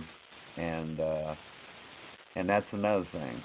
When we get a hold of the case and we read everything, the mistakes that has been made, we try to correct them if we can. If we can't, we have to move on to another course of action. And I want to let the listeners know that we're not talking about a drug addict. We're not talking about a person that has a history of just taking off. We're talking about a devoted mother who was well educated, creative, kept in contact with her family. And when you're right, when that happens and the contact stops, you know there's something wrong. And is there anything else, Don, that you would like to say about your daughter? Well, it's not only about my daughter at this point, Mark. Mr. York's wife has took off with my granddaughter at this point, and we are not allowed to even see her. and has ran off to Florida and adopted my grandchild illegally. And the court system here actually said they had a video recording of Mr. York when he was deceased at the time before I went to court over my granddaughter Abigail, which I had guardianship over Ashley. So when Mr. York died, I should have received my granddaughter. But no, they covered that up through a lawyer here, saying that the man was still alive and had a phone conversation with him and presented this with the judge and was able to run off with my grandchild. So not only do I got one daughter that I think they murdered and stole my grandchild, but this is what I'm dealing with as well, Mark. So, I mean, it's not just one individual I'm dealing with, it's two. It's my granddaughter, which they've, I call it legal kidnapping, legalized kidnapping, through the court system. The court system allowed this to happen when they didn't investigate. I've spent $10,000 in lawyers in this Justice Department in Delaware County, and all my court proceedings have been behind the judge's chamber. I have not seen not one judge that's made all these accusations to let this happen. Not one judge. $10,000 worth of lawyers, and I've yet to even see a judge. They do all their work behind the judge's chambers. So there were some high-tech lawyers that this man hid behind that I think they are able to buy your lawyer out. So it's just corruptness after corruptness after corruptness on this case. It's just not involving one kid. It's involving two kids. Now there's my granddaughter's living with a lady that has no blood to her. Now, how does this happen, Mark? Oh, well, that's a very good question, and there are several cases like that. And it amazes me how a judge, okay, let's say everything was behind chambers. Well, it still amazes me how a judge could look at this paperwork and make these decisions without talking to the people that's involved. And that's one of my concerns. If you was able to see a judge and tell him your concerns, not through your lawyers, but you personally, there might have been a different outcome, because a grieving parent sometimes has more weight than a lawyer does, believe it or not. Sometimes that's just the way it is. And it's also dependent on the judge. And yes, it's very sad that it could happen like that. And we know several cases where this has been done. And you're right, it's called legalization kidnapping, because once again, she is not with a blood relative, and that's uncalled for, and that's unjustified. And see, that's another thing. There is nothing in the law that states you can't have access to your granddaughter. And so that's a big thing for the way your family has been treated. And that's what we're going to try to get corrected. Whoever we have to contact, I don't care if it's state police, attorney general, or the Justice Department, that's what we'll do. We'll do whatever it takes to make this, all the mistakes, to get them corrected, get your granddaughter back where she belongs. And see, that's another thing.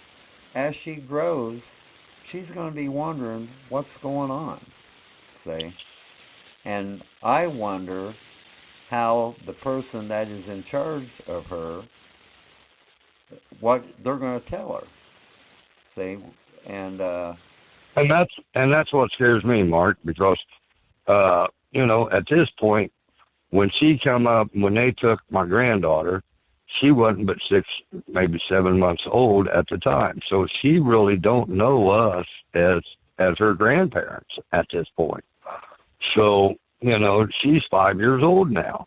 She don't even know who we are, and it's due to the justice system that I've cried and fought for my justice for 4.5 years, going on 5 years now, for my rights for my granddaughter. And this lady just skips state like there's nothing going on, and transfers properties that, this back taxes back and forth in and out of her name, so she can get help through the system to show that she ain't got nothing. Well, as soon as they give her the help, she puts the properties back in her name. So, I mean, this is just so illegal, and how Delaware County just keeps letting it happen, and her still owning properties here and living in Florida, which she didn't even have a permanent address in Florida. And, when they said that she had been there 6 months was a lie, because she used her daughter's address that was in Florida and said she'd been there 6 months. Well, we know she wasn't, because we got pictures of her vehicles being here in Muncie, Indiana, in Yorktown. So, I mean, the whole thing, we have proof that, she wasn't at that address for 6 months when Florida said that she had residential address in Florida, and that's why they let this happen. Well, we got proof that they was here, 3 months after when they said they was. They went down there on a last minute note and act like they've been there for 6 months, which is a big lie. And that's another thing. The courts of Florida, they didn't notify you about what was going on? Not at all. Not at all. Not at all. Well, that's interesting in itself. From my understanding, you should have got notice, and from my understanding, that there should have been a 30-day notice in the newspaper proclaiming that such and such was going to adopt such and such, and if anybody wants to come forward, this, that, and the other. Okay, let's say if they used your daughter Ashley, she would have had 30 days to come forward to fight the adoption.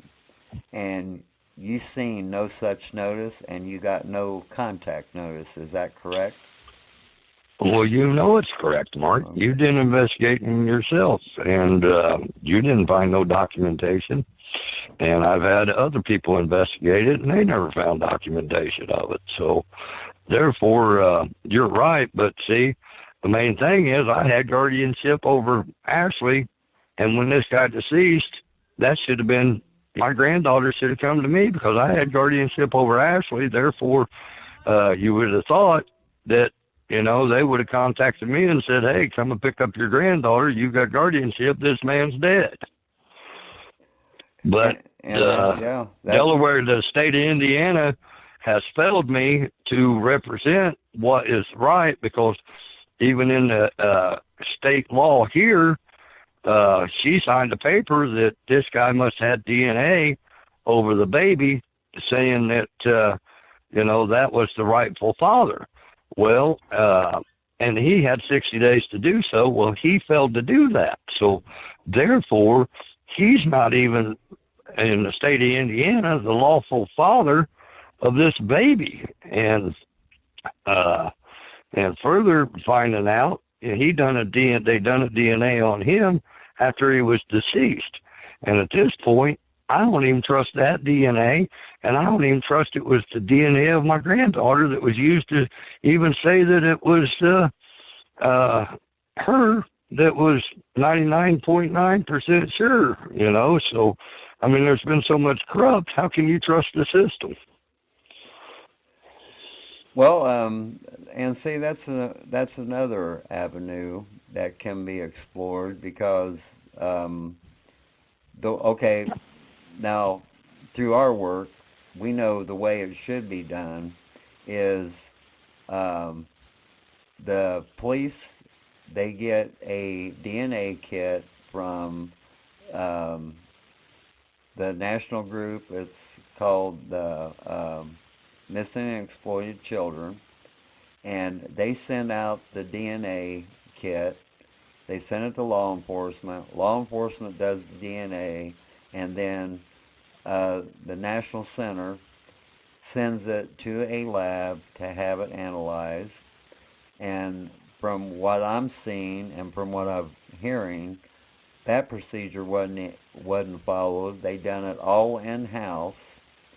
And you're correct about, yeah, you don't know what to believe because of the DNA. And to me, that raises a red flag for the simple fact her mother is considered missing. And like I said, I understand your situation. I understand that, yes, there wasn't a thorough investigation that should have been done. And once again, we're not talking about a drug user. We're not talking about prostitution and everything. We're talking about this girl just disappeared. And that's what law enforcement should be looking at. Hey, she just didn't up and take off. And that's when they should dig in and find the truth. That's why they sign on the dotted line and become a police officer. You're supposed to find the truth. And, right. And that's what I'm saying. I've learned since DNA come in, I've learned from all the people that's been released from DNA, finding out they wasn't a guilty party, they should have known then our whole justice system needs to be overhauled. It is broken. And it's broken all the way down. And that's what I'm saying. Things has to change. Just like the missing person thing. They tell you she's an adult. Well, my understanding is that there's a law out there that states that you don't have to wait 48 to 72 hours to file a missing persons report, but not every state follows that law for some reason. I don't know why, but they don't, when it's supposed to be federal law across the United States. And is there... Well, Mark, another thing, when we filed the paperwork for a missing report, it took them almost 10 days, I believe, before they even contacted us back. So there was almost 2 weeks before I even got to go downtown and tell my story. Well, then it took them another 2 months to even put it in the database. And still today, some of the paperwork ain't done correctly. So, I mean, 4.5 years later, and there's still messed up paperwork in the system. Like you said, it's a broke system. You know, even on our dental records, you know, I had to go down there and tell them, you know, even to take DNA for me and our wife so we could put her in the NamUs. I had to go down there and practically beg them to do this, you know, to tell them, hey, this is proper procedure, what you're supposed to do, because my daughter could be laying dead somewhere, and you guys didn't do your job, and I'll never find my kid unless you got DNA, you know. And, you know, every time that something come up like that, we're the ones that had to present it to the police. They never told us about this stuff that should have been done. We found this through our victim advocates and things like this, you know, and NamUs and saying, well, we don't even have DNA on this young lady, to her parents. So, you know, she could be laying somewhere in Ohio or Chicago or somewhere else, and they just don't have DNA on the parents to say, hey, that's their kid right there. Yeah. So the system is very broke. So I have to agree with you on 100% on that. Well, and that's because these are things that should have been done from the start. Yes, it should have been. And see, and also, since we agreed to take on the case, we've been checking every state for Jane Doe's just in case. And even though there ain't DNA, we have a pretty good group that if we had a certain description of a Jane Doe and, you know, like the height and the color of their hair and so on, there's a lot of times we can put things together without DNA, and then if it comes together correctly, we make sure DNA is collected by the right parties.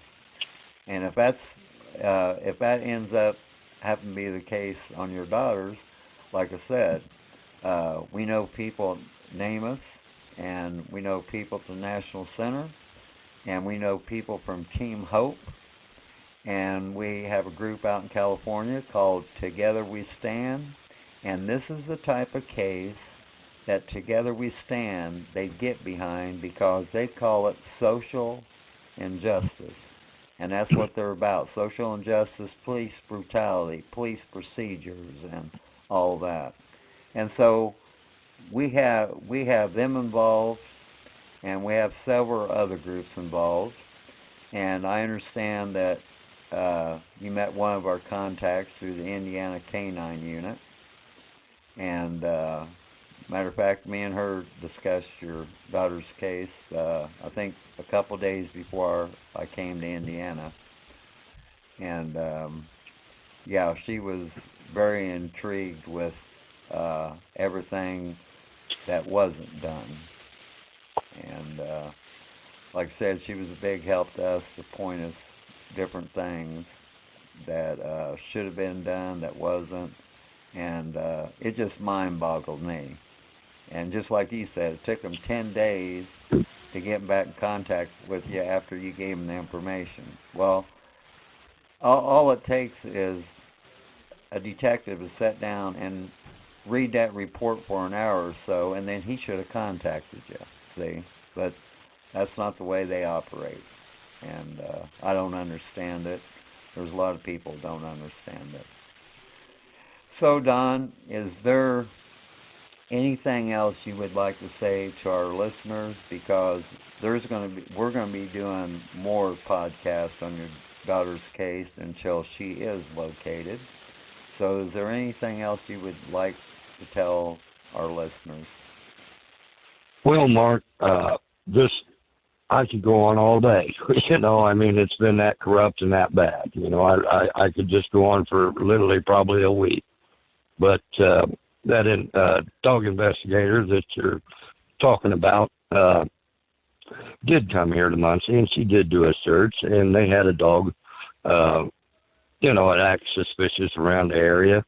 And so I notified cops, and it took them 3 days to even come and just probe the area, which, from what I hear, probing the area will not do no good, because if she's been in that ground for 4 years, the probing ain't going to do no good. There's going to be a lot of deterioration to the bones and to everything else that probing just ain't no good. But prior to doing this search, the man at this property, which was a public reservoir, told us if we flip a rock over, that we had to flip that rock back in the place it was, and if we done any digging whatsoever, we was going to be thrown off the premises. Well, this is no way you treat people searching for a missing lady. I mean, there's just no way that you treat people like that. And this is kind of things that we've went through. But when I got the lead on the barrel, that she was stowed in a barrel of acid and dumped in the backside of the reservoir, well, I discovered this barrel, and they told me they would do a dive and check just in case bones had come out of this barrel because it didn't have no lid. Mm-hmm. But yet today they still have not done this dive, Mark. Oh, so my. I don't believe they don't want to find my daughter. They still haven't dug the spot the dog sits on. So I'm going to have the dogs back here. The dogs can sniff in water, and I'm going to have the dogs back. And we're going to go through this again, and we're going to see if we can get proper help this time, because whatever I try to do, they make sure I fail at it. And at the one with the barrel, they had even corrupted Channel 6 News, was the first one on the scene. Well, the investigator told him to get in his car. Well, once he got in his car, every other channel done the news report but Channel 6, and they was the first one on the scene, and they wasn't even allowed to do the report. So you tell me that this is fair in any way? I think they're trying to hide the truth here. Yeah. So I mean, there's just fair. like I said, Like I said, we could go on for weeks of stuff that they have just corrupted, that I'm just trying to find answers where my daughter is, and they corrupt everything I do. So, like I say, I will not stop. You know, this is my family, and I will not stop trying to fight to get my granddaughter. And if it takes me until she's 18 years old to get results and let her know that she does have a grandpa, I'll have all this literature, what I went through, all the court documentations, all the videos of me standing on corners, you know, all the pictures that I've showed of my granddaughter, and I have all this documentation. So these people think they're just going to get away with this. They're not. No, They they're are not. not, because I will not give up. I can promise you this, they're not going to get away with it. That's what we're all about. And yeah, they're not going to get away with it. And another thing about this probing, did they ever take soil samples from where the dogs indicated? None of that, Mark. No. I was right there. I wanted to be there. They didn't take no soil samples. They had a dive team on hand when this barrel was found. Mark, they did not even get in the water.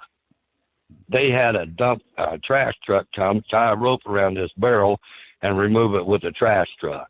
Mm-hmm. And they had another individual that wasn't even an officer tying the rope around the barrel, and he was getting his DNA all over it. Didn't have no gloves on or nothing.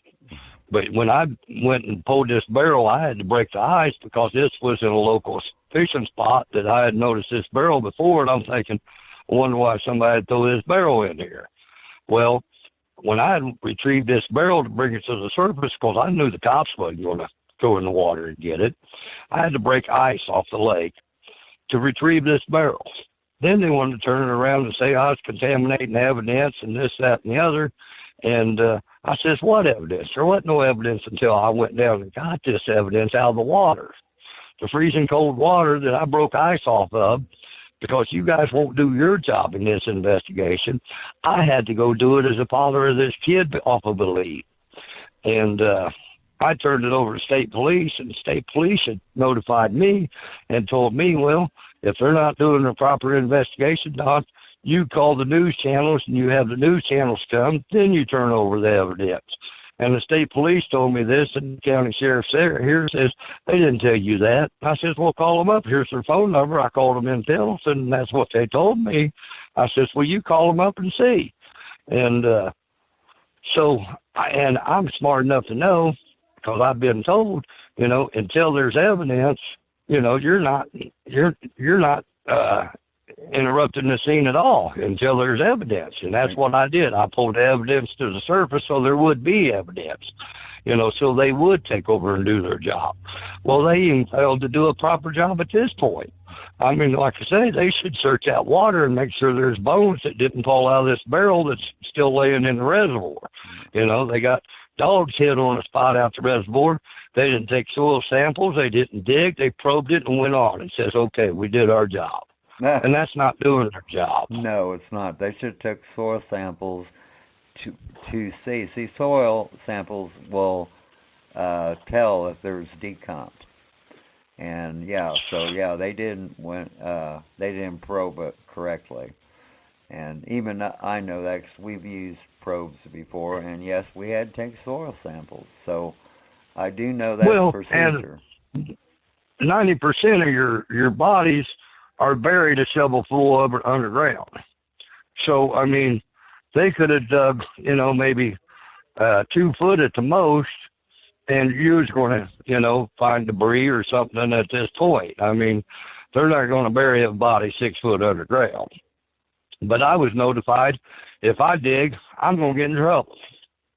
So, you know, I mean, how is this proper in any manner? I mean, if they would just look back and say, what if that was my kid? Would I be doing this investigation the same way? Or what if that's the mayor's kid? Would I be doing the investigation the same way? Mark, I don't believe they would. I believe they'd had answers. Well, I would like to make a statement to the Muncie Police and the Delaware County Sheriff's Department. If you do not correct these mistakes and Give the Morris family the cooperation they need. Together we stand. We'll make this a national case to where, and we're not going to sit back and take it anymore. This family needs answers. They deserve answers, and any guilty parties left will be prosecuted. And that's the bottom line. And like I said, I'm on board with anything that needs to be done, and it will be done. Anything we can think of, it will be done.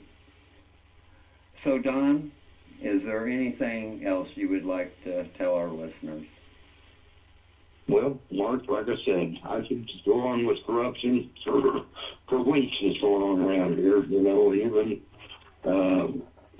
even our building inspector is facing 37 felonies right now. So, and our mayor, he's under investigation. The FBI's here. So just to let the listeners out there know how corrupt this town of Delaware County Monthly is. You know, we got a lot of problems here, and we need every listener out there to call and like Mark said, make this thing happen to where, you know, we are the people, and they do work for us, that we need to make this go worldwide and, you know, make something happen here in this case, because, you know, if we start solving these missing person cases and they're more aware that we're going to push on every one of them, that this may stop, you know, but if you keep hiding them in the dark, this will continue to happen, because, you know, some of it to do with, and, you know, we even had a officer arrested here for exporting young ladies too, you know, so, I mean, it don't stop there. And then we had another officer hiding drugs for a drug dealer, so, I mean, we got problems here. Like I said, I could go on for, you know, weeks on this corruptness going on around here. So we can, at this point, prove that there's a lot of corruptness going on here just by the simple facts that, you know, we have had officers arrested, but the paperwork seems to go away after a while, you know. I mean, here we got a cop exploiting young ladies, and, you know, he should be locked up for life, I think, you know, if he's trying to, you know, we're paying this guy to protect us, and then he's harming us, you know, then the other one, you know, he's hiding drugs from dope dealers, you know, and I believe there's a lot more of that going on around here. So FBI needs to just be aware of Delaware County and do a thorough investigation and not leave this town until it's all cleaned up. Well, and what we're going to do is we're going to put together another podcast, and we'll have the group Together We Stand do it, and you can go on about the mistakes and the corruption on that podcast, and that will also give it a national spotlight, because Together We Stand, they're known across the nation. And this is the type of case they work on. And I want to thank you for coming on the show. I know it's difficult, and believe me, we're with you 100%. And at this time, I would like to sign off, and Mr. Morris, we appreciate your time and your honesty. And my name is Mark, and I'm one of the founding partners of MJA Inc. Investigations. And always remember, folks, if you ever get bored with nothing to do, take a walk deep into the woods. You might be surprised what you might find. Good night from Memphis, Tennessee. Can't you leave here on the float from the